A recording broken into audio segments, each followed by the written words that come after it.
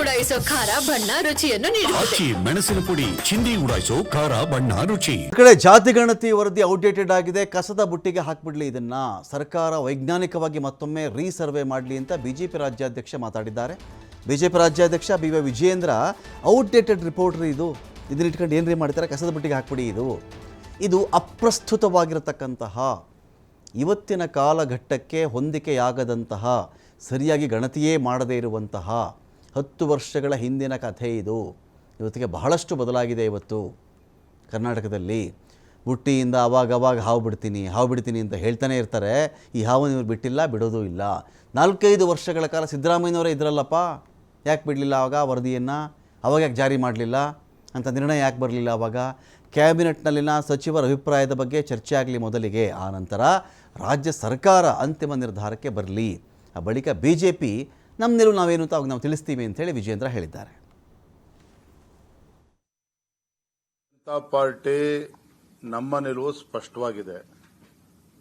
ಈ ರಾಜ್ಯದಲ್ಲಿ ಹಿಂದುಳಿದ ವರ್ಗಗಳು, ಶೋಷಿತ ಪೀಡಿತ ಸಮುದಾಯಗಳ ಆರ್ಥಿಕ, ಸಾಮಾಜಿಕ, ಶೈಕ್ಷಣಿಕ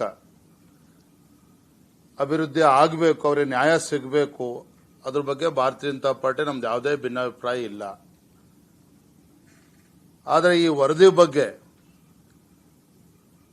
ಈ ಸರ್ಕಾರ, ಸಿದ್ದರಾಮಯ್ಯ ಸರ್ಕಾರ ಅಂತಿಮವಾಗಿ ಯಾವ ನಿಲುವನ್ನು ತೆಗೆದುಕೊಳ್ತಾರೆ ಕಾದ್ ನೋಡೋಣ.